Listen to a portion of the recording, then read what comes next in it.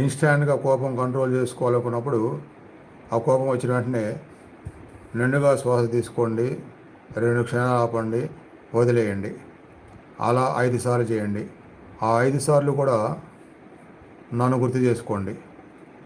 గుర్తు చేసుకొని దానితో పాటుగా ఈరోజు చదివిన శ్లోకంలో అర్థం గుర్తు చేసుకోండి.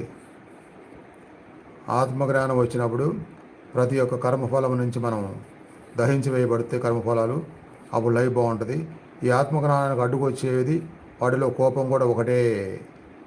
ఆత్మజ్ఞానం పొందడానికి అడ్డు వచ్చే వాటిలో కోపం కూడా ఒకటే అనే పాయింట్ కూడా వెంటనే అప్పుడు గుర్తించుకోండి. ఈ 3 పాయింట్లు నిండుగా శ్వాస తీసుకొని కొద్దిగా హోల్డ్ చేసి వదిలేయండి ప్రశాంతంగా. ఆ టైంలో గురువుని గుర్తు చేసుకోండి. భగవద్గీతలో చెప్పిన ఆత్మజ్ఞానం పొందితే అన్ని కర్మ ఫలాలు దహించి వేయబడతాయి. ఆ కోపం